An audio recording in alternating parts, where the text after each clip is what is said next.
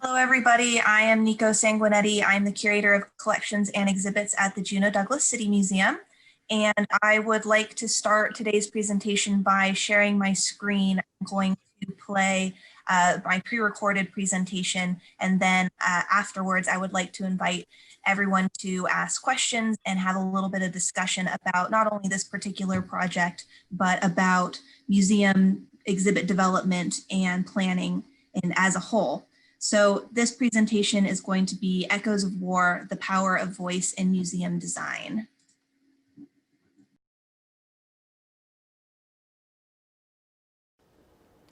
Hello everyone, I'm Nico Sanguinetti. I am the curator of collections and exhibits at the Juneau-Douglas City Museum.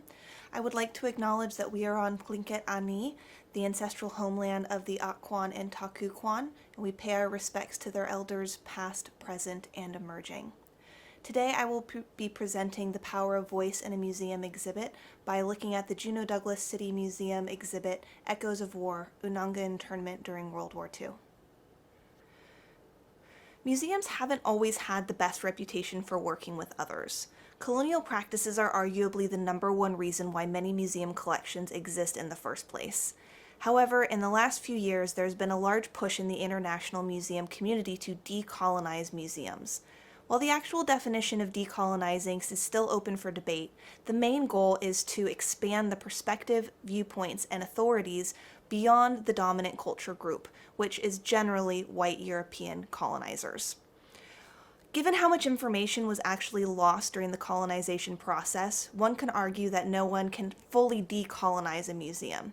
However, it's an important step in recognizing past mistakes and paving the way for a better future. And that future is giving voice and authority in exhibits to the people being represented by those exhibits. When looking at bias in colonial practices, it's important to look inward as well as forward. To that end, I'd like to talk just a little bit about the institution that I represent. The Juneau-Douglas City Museum began its life as the Last Chance Mining Museum in 1976. It has resided in several locations around downtown Juneau before settling into its current location at the Veterans Memorial Building and used to be the old library in 1989. Because our museum began as a mining museum, the collections do reflect this, with the majority of the collections being made up of non-Indigenous material. However, various directors and curators have worked over the last 20 years to help diversify our collections to better represent our diverse population and history of Juneau and Douglas, and the current staff of the City Museum continues to follow their example. To that end, I'd like to talk about Echoes of War, Unangax Internment during World War II. I do have to begin with a cliche. I am always learning. It's the way I approach my role as a curator, historian, museum professional, and just as a general person. That being said, I plan to discuss how we set about planning and implementing this particular exhibit. There's always room for improvement and flexibility, and each exhibit is always going to be unique, and its planning process is going to present different struggles, challenges, and achievements.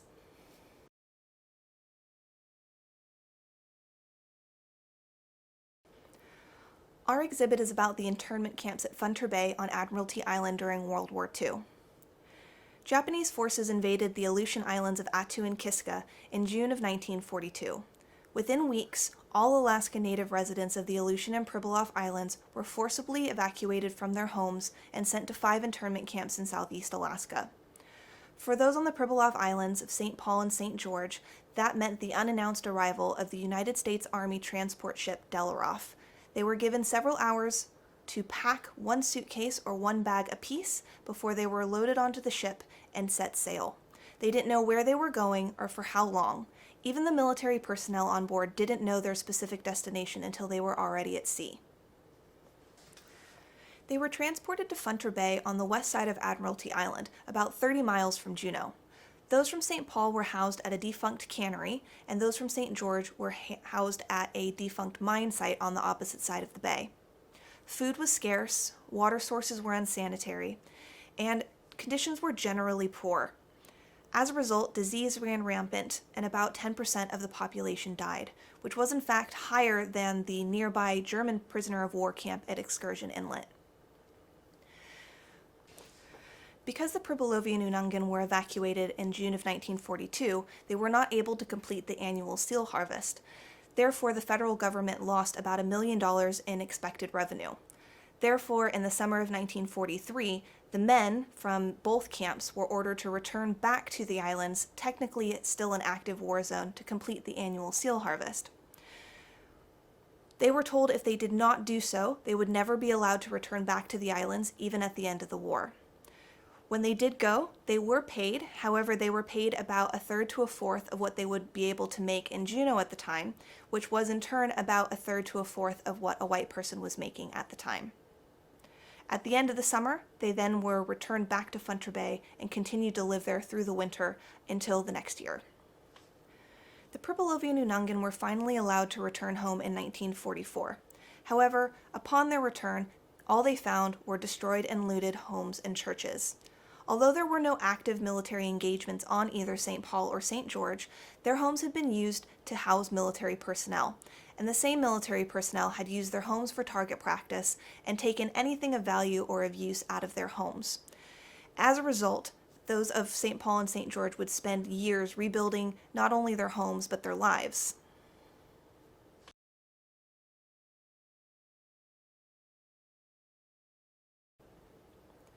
From an exhibition planning standpoint, let's start at the beginning. Why this topic? The subject was actually brought to us by an outside community group. They had been working here in Juneau for about 5 years before we became involved. They had been working towards raising awareness about the internment camps as well as working towards a path of healing. Due to the close proximity of Funter Bay to Juneau and the lack of general knowledge and awareness of the internment camps, the City Museum felt that it was an important topic around which we could build an exhibit. However, from the very first moment, we knew that it was going to be a sex-sensitive subject that would require the utmost respect. That shouldn't ever really need to be said. However, it's always an important reminder that often from an institutional standpoint, events in the past are treated with this third-person removed perspective. This doesn't always accurately reflect the feelings or emotions of the people who were involved in these stories or their descendants. Handling the trauma that comes with internment camps was never going to be easy. So I began to research. One of the reasons why we chose to work on bringing this exhibit to life is that it's not about a very well-known event. The academic material reflects that, in that there's not a large amount of material out there for study. Luckily, I am located here in Juneau along with the Alaska State Library and the Alaska State Archives that do have an amazing amount of material that they were very helpful in letting me go through. Also, the community in Alaska of archives, museums, and libraries is very close and very supportive, and there were so many people that were very helpful in trying to find any material I could possibly find about this subject.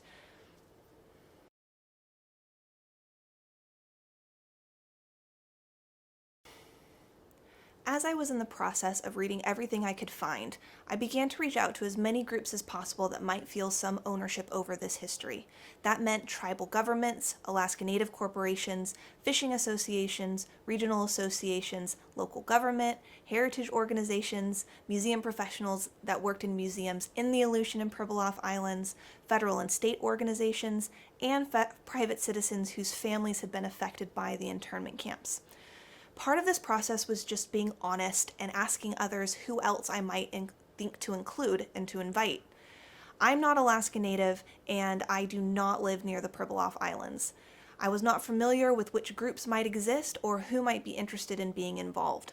Some of this was pure online research and then cold calling or cold emailing until someone was kind enough to get back to me, and I was very lucky early on that I was able to connect with two lovely ladies who worked for the tribal government of St. Paul, Seraphima Edlin and Lauren Devine, and they were crucial to help pointing me in the right path on who else I should invite and make sure that I was connecting with the appropriate people.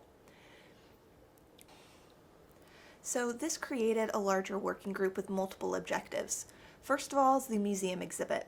Second of all is working towards protecting the cemetery at Funter Bay through a legislative bill that would add the land of the cemetery to an already existing Alaska State Marine Park. Unfortunately, that bill did get stalled in the Senate during this last legislative session due to COVID. However, it has been pre-filed in the House, and we're hoping with the support it has now that it'll move quickly next year. Third is the creation of interpretive panels to be placed on site at Funter Bay. We've heard time and time again from people who have been out to Funter Bay, even many, many times, and have never heard of the history of the internment camps there. It was very important for this group that these panels be placed to help acknowledge and explain the history of the internment camps at Funter Bay. I act as the secretary and more or less communication person for this group, which allows me to remain in constant contact with our group members across the state. And members of this group have a range of specialized knowledge that really help guide this larger project forward. And members of the larger group were kept informed of our exhibition progress, but I had a separate advisory committee that I relied upon for specific exhibit development questions. And I'll come back to that committee in just a minute.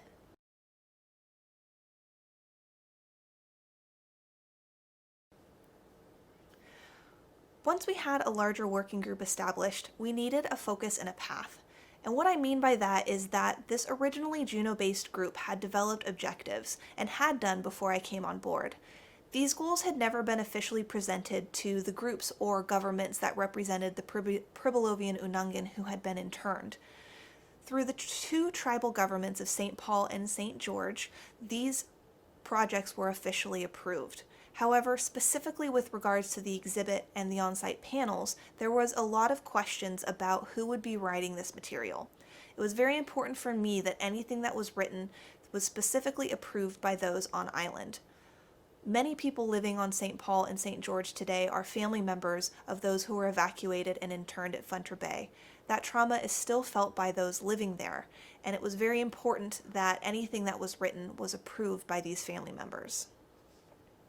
To get a better idea of what themes and topics family members might like discussed in the exhibit, the tribal government of St. Paul was kind enough to host an elders workshop, where elders and community members were encouraged to come together to discuss the evacuation and internment and identify what topics they felt might need to be highlighted in the exhibit.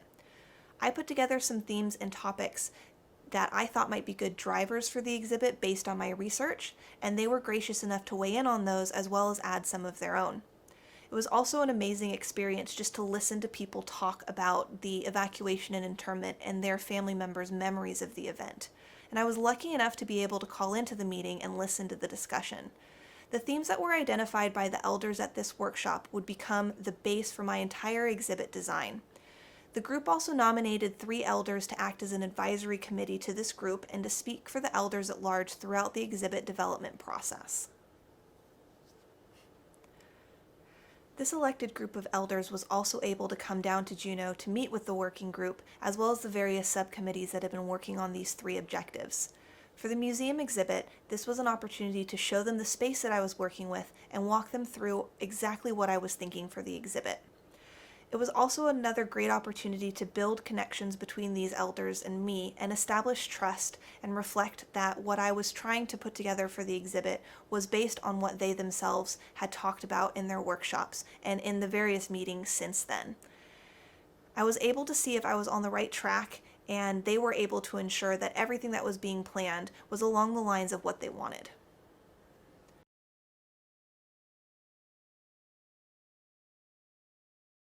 I mentioned before that we had put together this larger working group. It was made up of over 30 people, which can be a bit unwieldy for receiving responses on exhibition planning. So as a result, we created an advisory committee specific to the museum that was made up of less than 10 people that really became my go-to group. Seraphima, who lives on St. Paul, acted as my go-between and my connection to the elders, and some of them actually were even able to connect with us via teleconference and kept in contact via email. This is where honesty and acceptance really was the key to our exhibit success. As I mentioned before, I have no connection to the Pribilof Islands or Unanga culture, and many people in my advisory committee have never worked on a museum exhibition before. So there would be many times where I'd have to come to certain members of our group and go, cone of honesty here, and explain my situation. Luckily, by the time that we were discussing the more specific elements or ideas about the exhibit and the text for the exhibit, all of us had been in pretty constant contact for over a year and had gotten to know each other very well. So this made for very honest dialogue that was crucial to the development of this exhibit.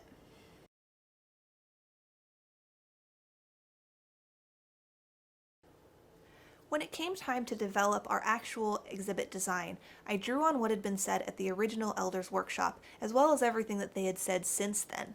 I also looked at the taped recordings from the hearings that were held in the 1980s when the Aleut people were fighting with Japanese Americans for reparations from the World War II internment camps. And everything that I heard really revolved around the feeling of the event, how it felt to be forcibly removed from their homes, how claustrophobic and terrifying they found the forests of Southeast Alaska to be, how hungry they were, how happy they were to return home, and how hurt, even now, that such an event could have ever happened. I knew we had to do something beyond a traditional museum display of objects and cases with words. We had to try and capture some of those emotions. Also, due to the nature of the event, with them only being allowed to bring one bag and being housed in dilapidated and destroyed buildings and then returning home to destroyed and looted houses, not a lot of material culture survives. So even if we wanted to do a more traditional didactic museum display, we didn't have the things that you would normally put into that case to write about. That being said, we also needed to make sure that we were providing enough background and supplemental information that visitors to the museum who had never heard of Funter Bay, or possibly even the Pribilofs, could follow along with the story. So we came up with the following strategy. The building that houses our museum was originally built to be a library. As a result, we are a bit limited with our space and how we can use that space to flow and exhibit. We decided to dedicate 3 galleries to this particular exhibit and story, 2 out of the 3 following a more traditional exhibit layout, mostly using informational panels and then large-scale images projected onto walls using projectors. The first of the galleries would act as an introduction with information about the Pribilof Islands as well as the military situation that would lead to the evacuation and internment. The last gallery would give additional information about the internment camps throughout Southeast Alaska. There were a total of 5 internment camps, plus Wrangell Institute for many children, where Aleut residents of the Aleutian and Pribilof Islands were interned during World War II. The main gallery is dedicated to the event itself, focusing on the internment of the residents of St. Paul and St. George at Funter Bay. We wanted it to be as immersive as possible, as well as be told through the words of the people who were actually interned. Therefore, the entire narrative of the exhibit is told through quotations gathered from different documentaries and from the reparation hearings as told by survivors of the internment camps. They are accompanied by large-scale photo murals meant to give visitors a better idea of the various places that are being discussed in those quotations. We built a ship's railing where visitors can stand and get a last look at St. Paul, just like Unanga who were taken from St. Paul on the Delaroff. We also built a replica of a portion of a cabin very similar to what the Pribilovian Unangan would be living in at Funter Bay, where they would be living in very close quarters, often with only a blanket on a clothesline to act as any shield of privacy. We also have a sound system which plays sounds that the residents of the Pribilofs would hear on a daily basis. The sounds of waves, wind, birds, and seals. A soundscape that would be very different than what they would be experiencing at Funter Bay. Every piece of writing in this exhibit went through multiple rounds of editing and review by our advisory committee and our group of elders. In the end, we opted for less words and attempt more at conveying the journeying along with those from St. Paul and St. George. And important to the elders was that this exhibit finish with positivity in the present day, that we reflect that this event did not destroy the Pribilovian Unangan, and although they still feel the effects of the internment camps, they are not defined by it.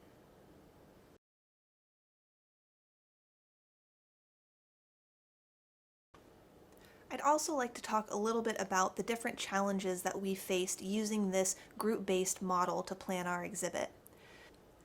Timelines.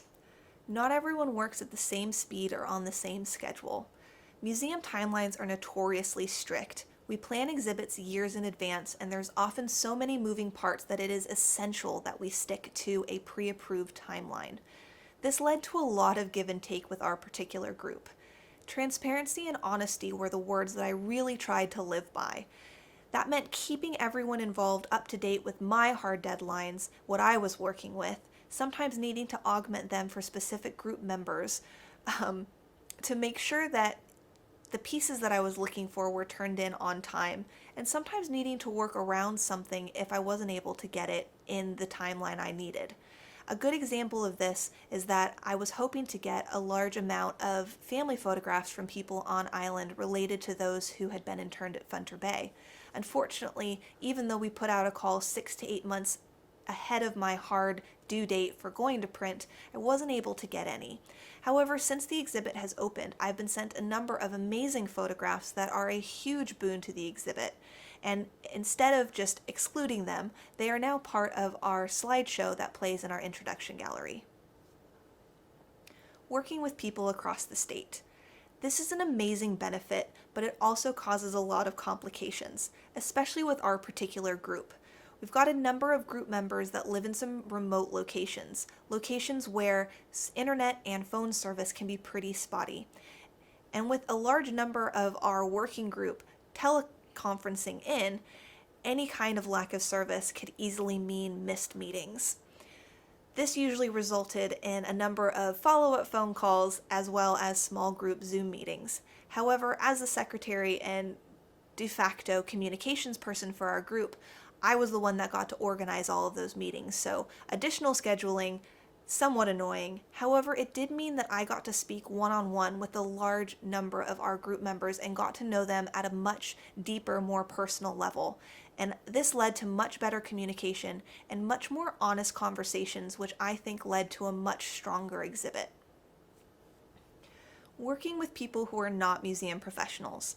Now, I know that I am probably speaking to a majority of people who do not consider themselves museum professionals, and there's nothing wrong with that.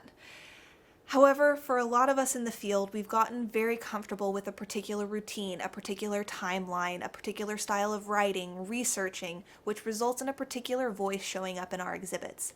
It can be very difficult and uncomfortable to relinquish some of that control. This is really where transparency, honesty, and trust come through.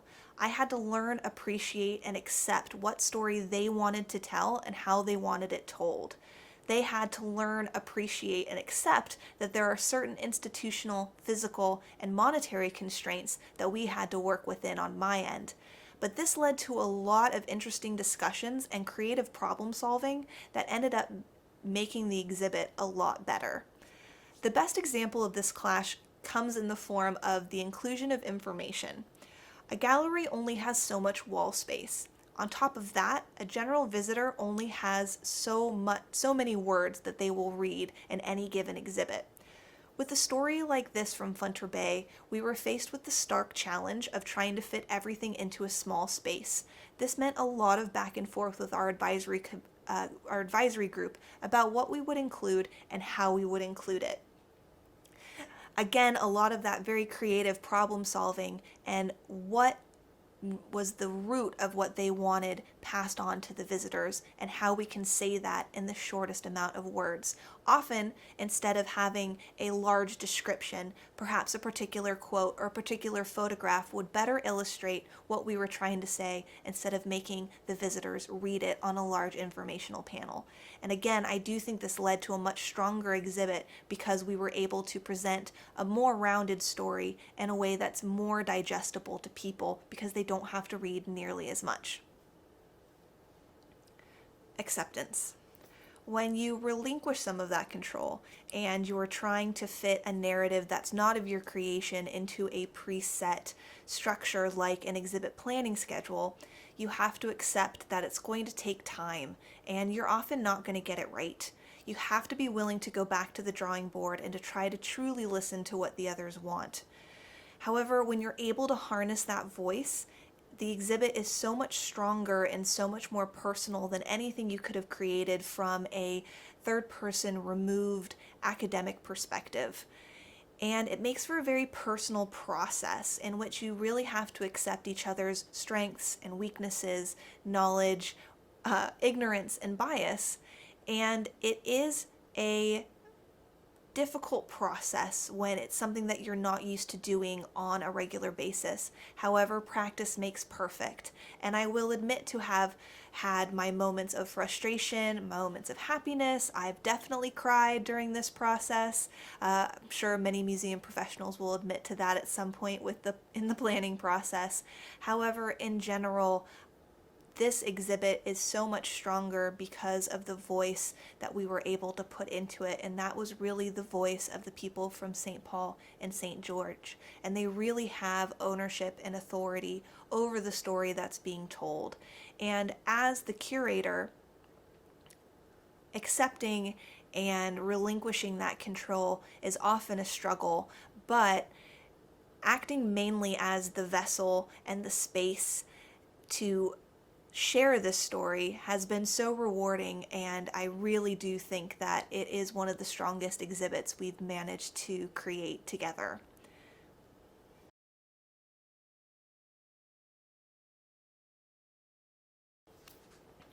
In closing, I would like to thank the dedicated group of people that I have worked with over the past almost 2 years now to bring this exhibit to life. And the exhibit Echoes of War, Unangax Internment during World War II will be on display at the Juneau-Douglas City Museum until October of 2021. Unfortunately, we are closed at the moment due to COVID restrictions. However, we are scheduling for private viewings of small groups. So if you would like to come and see this exhibit in person, please give us a call. And we will hopefully be open soon to the public again. So thank you very much for your time.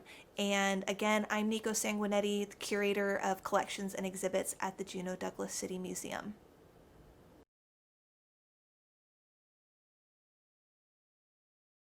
Thank you everybody for your patience with my slow download speed. And so now that we're finishing up that pre-film presentation, I'd like to open it up to any questions. Sorry, I was trying to view the chat while presenting, but it wasn't coming through. Hi, Nico. This is Beth, and I'm just wondering what other future plans there may be in the works for the exhibit or other projects that might come out of this. Thank you, Beth. So the exhibit is still growing and developing. So we are going to be having a new touch screen coming into the museum here in the next few weeks, which will help expand on the story of the internment camps at Funter Bay, as well as give more background information about Unanga culture and life on the Pribilovian Islands. We are also working on developing more programs around this exhibit and this story that we're hoping to put into effect in the next couple of months. We did have a wonderful panel discussion a few weeks ago with various members of our larger working group who all grew up or still live on St. Paul. That's actually available on our YouTube page if anyone's interested in watching that. In terms of future plans and using this model, I think as the museum shifts its focus to include a more diverse reflection of our community, which is diverse as a rule, we're going to be looking at you're using this kind of group-based model for future exhibits that might explore more difficult subjects that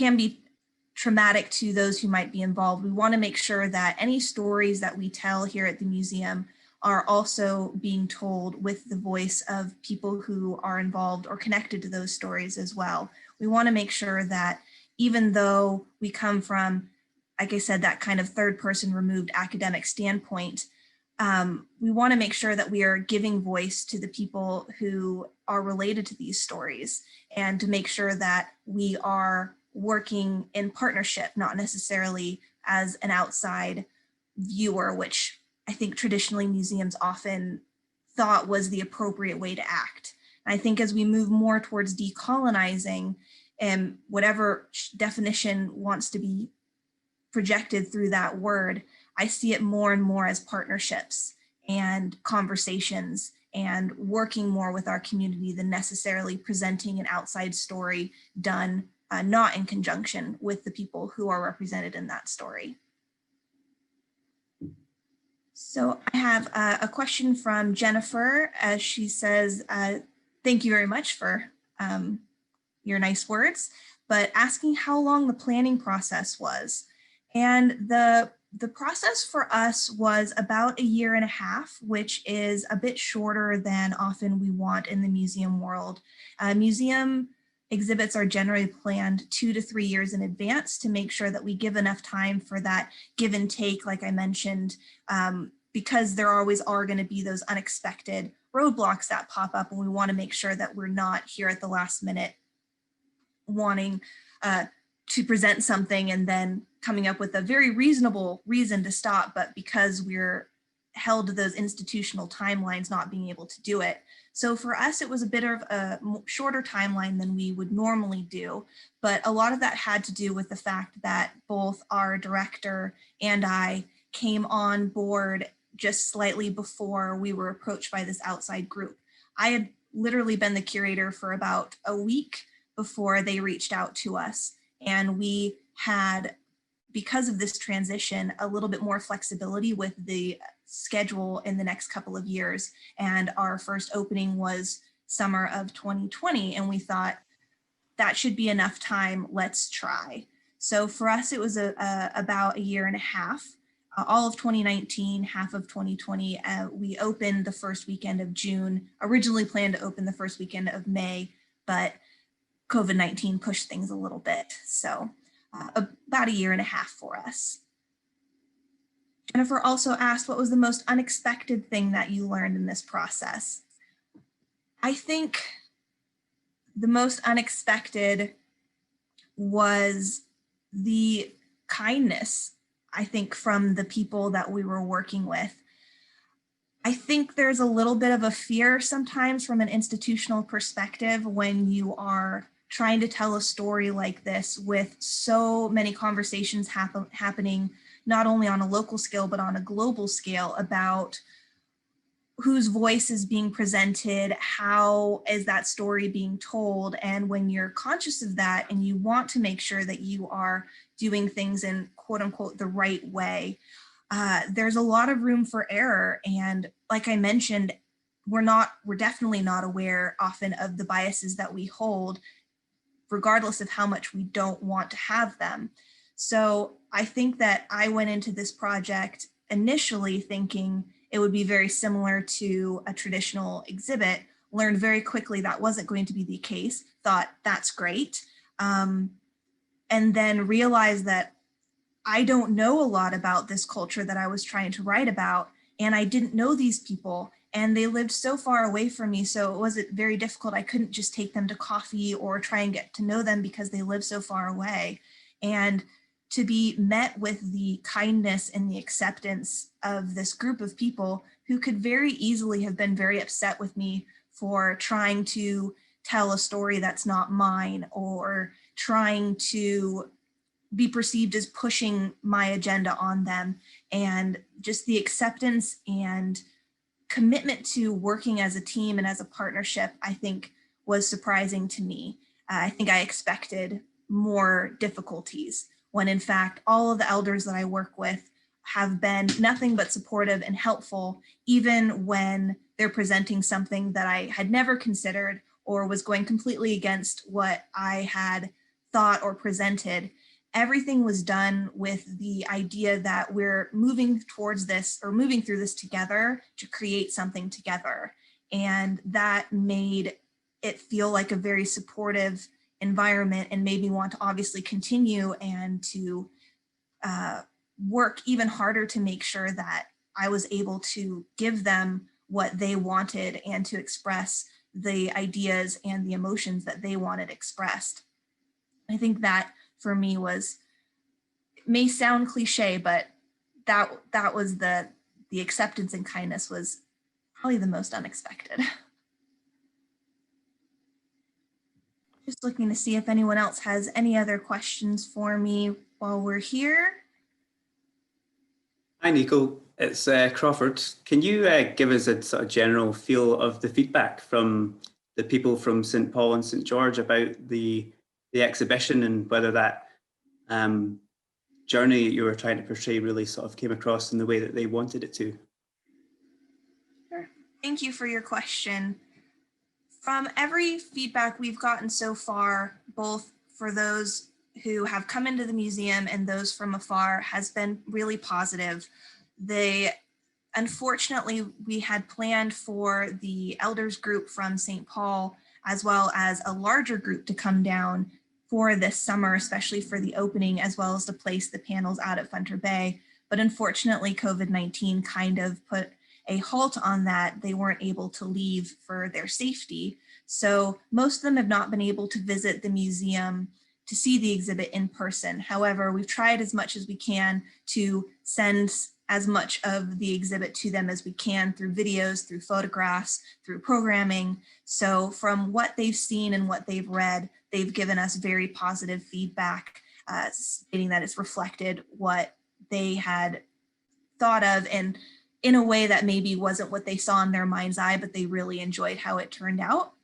And from those who have come into the museum itself, we haven't obviously had a lot of tourists come through, but the majority of people that have come in and seen the exhibit have told us that either they had never heard about this subject and they were very grateful, though sad, to have learned about it, or people had heard mention of something like this nearby, but had no idea how close it was to Juneau and how impactful it was to a larger group of people. It was one of those kind of distant historical events that didn't really touch on their consciousness till they came into the museum. So overall, we've been very happy with the feedback.